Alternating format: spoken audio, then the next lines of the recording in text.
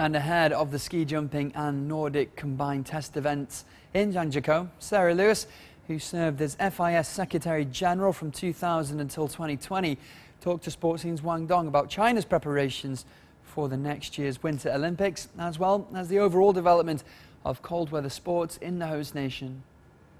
Sarah, how lovely to have you on board, and welcome as former Secretary General of the International Ski Federation for the past 2 decades.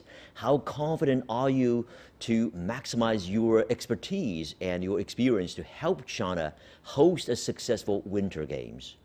I've been leading the delegation of the International Ski Federation for 6 Olympic Winter Games, therefore have seen the Games really across the world and have seen just how committed the Chinese are to ensuring the success of these games, and the capacity, really the energy and the fact that everyone is joined up in order to do it.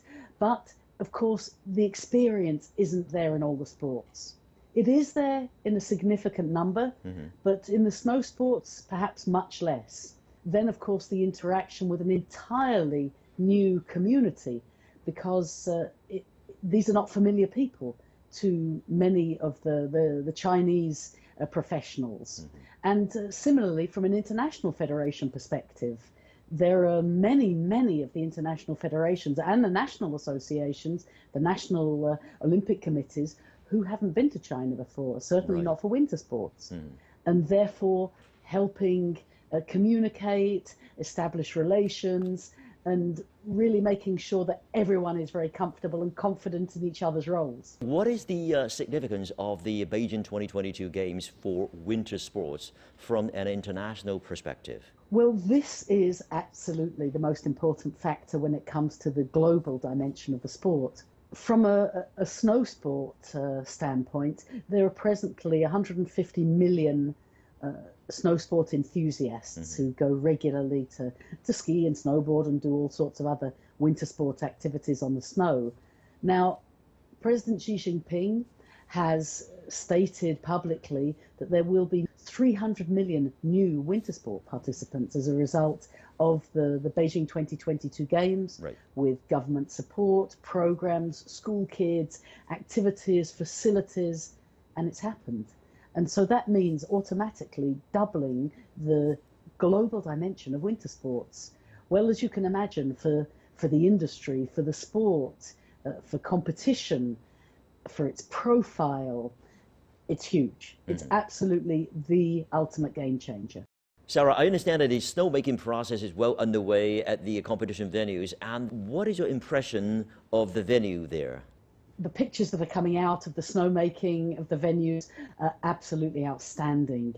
And having connected with many of the experts who've been coming out for both inspection visits and for meetings, as well as monitoring the whole process over the last 18 months, everyone has said that the venues are state of the art. They're amongst the leading in the world.